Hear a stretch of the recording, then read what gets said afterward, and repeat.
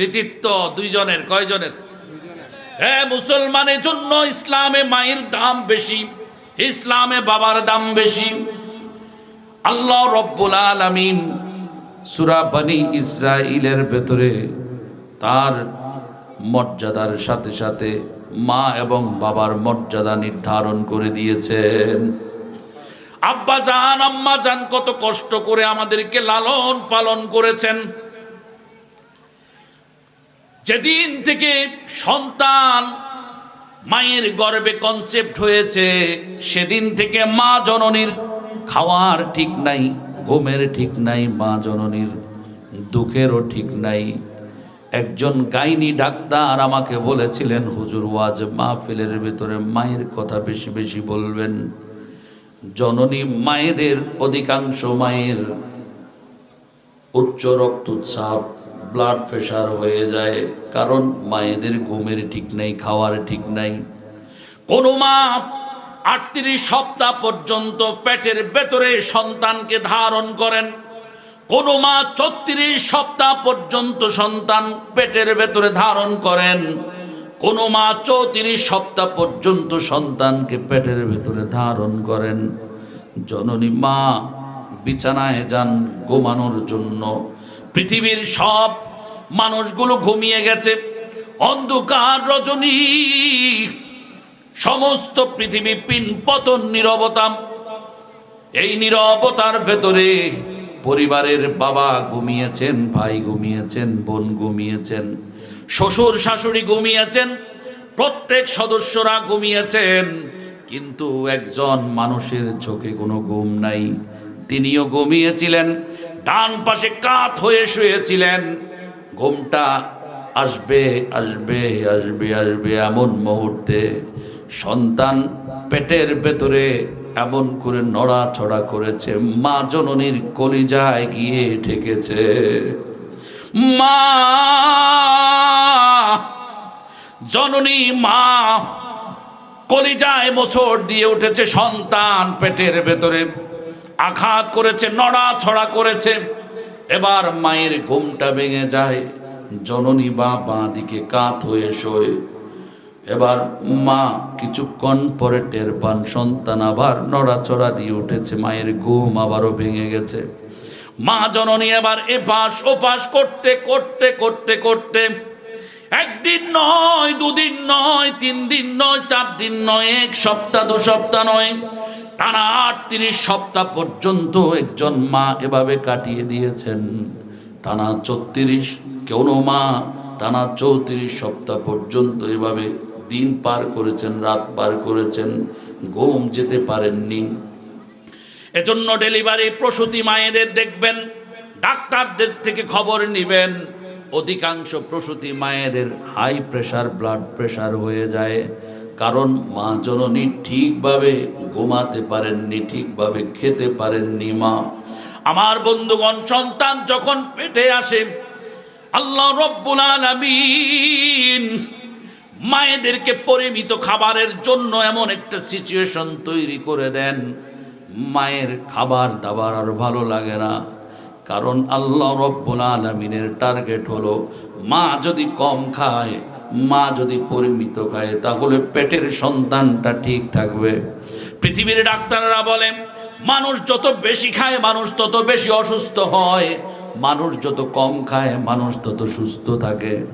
আল্লাহ রব্বুল আলামিন মায়েদেরকে ওই শারীরিকভাবে চাঙ্গা রাখার জন্য, শারীরিকভাবে ফিট রাখার জন্য, অ্যাক্টিভিটি মায়েদের বাড়ানোর জন্য আল্লাহ রব্বুল আলামিন মায়েদের খাবারের রুচিটাকে অনেকটা এমন করে দেন, মায়ের কোনো কিছু ভালো লাগে না, অল্প অল্প মা খান, যাতে করে মা নড়াচড়া করতে পারেন। কারণ একজন মা যত ব্যায়াম করবেন, একজন মা যত নড়াচড়া করবেন, হাঁটাহাঁটি করবেন, ততটা সন্তান তার পেটের ভেতরে ভালো থাকবে বলে ডাক্তাররা জানিয়েছেন। আমার বন্ধুগণ, এমন একজন মা যেদিন সন্তান প্রসব করবেন সেদিন মায়েদের কি কষ্ট। আমার বন্ধুগণ, বিশ্বনবী সাইয়্যিদুল মুরসালিন বলেছেন, যেদিন মায়েরা সন্তান প্রসব করবে সেদিন মায়েদের এত ব্যথা বেদনা শুরু হয়ে যায়।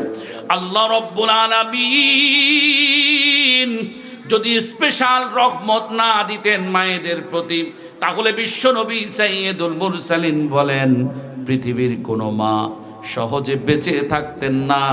মায়েদেরকে যদি আল্লাহ রব্বুল আলামিন সন্তান প্রসবের সময় স্পেশাল রহমত না দিতেন। হে মুসলমান, মামা খুশি হয়ে আছেন, বাগিনা দুনিয়াতে আসবে, নবজাতক শিশু দুনিয়াতে আসবেন, চাচা চাচি সবাই খুশি, আত্মীয় স্বজন ফুফুরা খালারা খুশি। কিন্তু একজন মানুষ, তার এমন অবস্থা যেন পৃথিবীর সবচেয়ে বড় পাথরটা ওই মানুষের মা জননীর বুকের উপর কেউ তুলে দিয়েছে, এমন বড় ব্যথা বুকের ভেতরে মায়ের এত ব্যথা। জননী মা যখন সন্তান প্রসব করেন, সন্তানটা যখন ওয়াও বলে চিৎকার করে, তখন জননী মা মুস্কি হেসে দেন, মুস্কি হেসে সমস্ত ব্যথা বেদনা ভুলে যান। এমন একজন মা যিনি সন্তানকে লালন পালন করতে করতেও তিনি কষ্ট করেন। কনকনে মাঘ মাসের শীত, পৌষ মাসের শীতের ভেতরে আমাদের জননী মাগুলোর অবস্থা কি দেখেন। ডান পাশে সন্তানকে শোয়ালেন, কিছুক্ষণ পর মায়ের চোখে কিছুটা ঘুম লেগে লেগে আসছিল। কিছুক্ষণ পর মা টের পেলেন বিছানাটা ভিজে গেছে, সন্তান পেশাব করে দিয়েছে।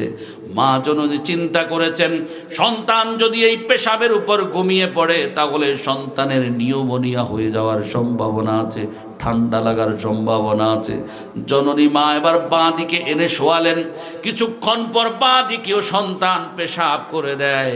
জননী মা এবার বুকের দনকে বুকের আঁচল দিয়ে জড়িয়ে ধরে সারাটা রাত পার করে দিলেন, যাতে করে সন্তান পেশাবের উপর না শোয়ে। জননী মা সেই পদক্ষেপ গ্রহণ করলেন। সন্তান কিছুটা বড় হলো। আমার বন্ধুগণ, সেই মা গোস্ত মাছ যদি ঘরের ভেতরে রান্না করেন, সেই রান্না করা গোস্ত মাছগুলো সবগুলো সন্তানদেরকে ভাগ বাটোয়ারা করে দিয়ে জননী মায়ের জন্য কিছুই থাকলো না। দেখবেন অধিকাংশ মায়েরা ঘরের ওই গোস্ত মাছের ঝোল যে আছে সেই ঝোল দিয়ে তারা খাবার খায়।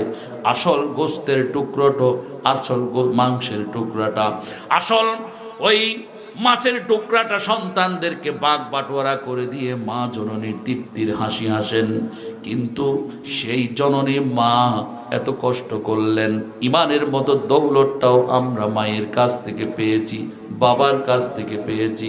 আজকে সন্তানগুলো বড় হবার পর জননী মা কি খাচ্ছে কি পড়ছে সেগুলোর হিসাব অনেক সন্তান নেয় না। আমার বন্ধুগণ, আল্লাহর নবী সাইয়্যিদুল মুরসালিন রাহমাতে আলম নবীর একজন সাহাবীর নাম হলো আবু হুরায়রা। আবু হুরায়রা রাদিয়াল্লাহু তাআলা আনহুর মা ছিলেন অমুসলিম। আবু হুরায়রা রাদিয়াল্লাহু তাআলা আনহু একদিন তিনি মসজিদের নববীর সামনে পায়চারি করছিলেন। দেখলেন আরো অনেক মানুষ আসা যাওয়া করছে। দীর্ঘদিন পর্যন্ত বায়তুল মালে কোনো খাবার জমা না হওয়ার কারণে সাহাবায়ে কেরামের মধ্যে ক্ষুধার যন্ত্রণা বেড়ে গেছে, অভাব অনটন দেখা দিয়েছে। কিছুক্ষণ পর বিশ্বনবী সাইয়্যিদুল মুরসালিন সুসংবাদ দিলেন, কিছু খেজুর এসেছে, বায়তুল মালে জমা হয়েছে। আল্লাহর নবী সাল্লাল্লাহু আলাইহি ওয়াসাল্লাম সবাইকে ডাকলেন। আবু হুরায়রার হাতেও তিনি দুটি খেজুর দিলেন। আবু হুরায়রা রাদিয়াল্লাহু তাআলা আনহু মায়ের প্রতি তার এত দরদ ছিল, একটা খেজুর খেলেন। আবু হুরায়রা রাদিয়াল্লাহু তাআলা আনহু একটা খেজুর সবাই পেয়েছিলেন, সবাই খেজুর খেলেন সাহাবায়ে কেরাম। কিন্তু আবু হুরায়রা রাদিয়াল্লাহু তাআলা আনহু মুষ্টিবদ্ধ করে খেজুরগুলো রেখে দিয়েছেন, খান না। নবীজির চোখ আবু হুরায়রার ওই খেজুরের দিকে গেল। বিশ্বনবী সাইয়্যিদুল মুরসালিন জিজ্ঞেস করলেন, আবু হুরায়রা কারণটা কি বলো, তোমাকে খেজুর দিলাম, খেজুর কেন তুমি খাচ্ছ না? আবু হুরায়রা বলে, ইয়া রাসূলুল্লাহ, ইয়া রাহমাতে আলম নবী, আমার মা ঘরের ভেতরে, আমার মা ক্ষুধার্ত। আমি আবু হুরায়রা চিন্তা করেছি মা এত বেশি ক্ষুধার্ত, আমার খেজুরটা শুদ্ধ, আমি মায়ের জন্য নিয়ে যাব। আল্লাহর নবী সাইয়্যিদুল মুরসালিন বলেন, না আবু হুরায়রা, তুমি এই দুটি খেজুরি খাও, তোমার মায়ের জন্য আমি নবী আরো খেজুর দিব। আবু হুরায়রা রাদিয়াল্লাহু তাআলা আনহু খুশি হয়ে খেজুর নিয়ে বাড়ির দিকে দৌড় মারলেন। নবীজির দেয়া খেজুর মাকে দিলেন। মা জননী খেজুরগুলো খেলেন। খেজুর খাওয়ার পর আবু হুরায়রা রাদিয়াল্লাহু তাআলা আনহুর মনে একটা আশা জাগলো, যেহেতু নবী এত দুঃখের সময়, এত দরিদ্রতার সময় মায়ের জন্য খেজুর পাঠিয়েছেন, তাহলে এই সুযোগ মাকে আমি দ্বীনের দাওয়াত, কালিমার দাওয়াতটা দেই। আবু হুরায়রা মাকে বিশ্বনবী সাইয়্যিদুল মুরসালিনের দ্বীনের দাওয়াতটা দিলেন।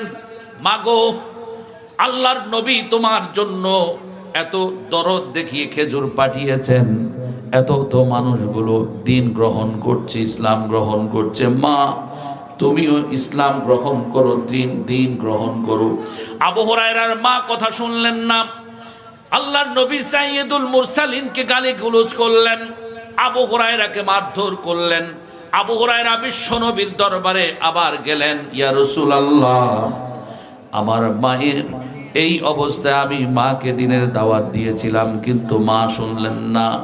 ইয়া রাসূলুল্লাহ, আপনি যদি আমার মায়ের জন্য দোয়া করতেন, তাহলে খেজুর দিয়েছেন, সেই খেজুরের চাইতে আমি আবু হুরায়রা বেশি খুশি হতাম।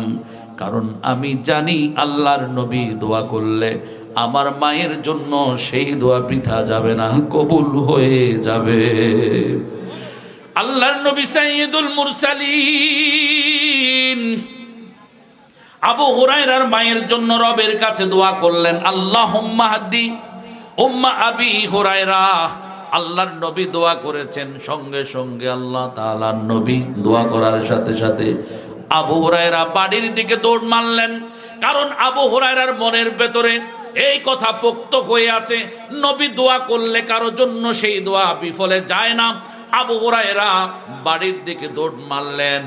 আবু হুরায়রা অন্তরের ভেতরে বিশ্বাস, নবী যেহেতু দোয়া করেছেন, তাহলে সেই দোয়া কবুল করে মাকে আল্লাহ ঈমানের দৌলত নসিব করবে।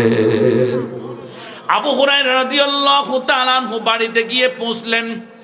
তিনি বাড়িতে গিয়ে পৌঁছে মা মা বলে ডাক মারলেন। মা এখনো দরজা খোলে না। মা বলে, সন্তান খোকা আবু হুরায়রা, কিছুক্ষণ অপেক্ষা করো, আমি আসছি। আবু হুরায়রা পানির ঝনঝন শব্দ শুনতে পেলেন।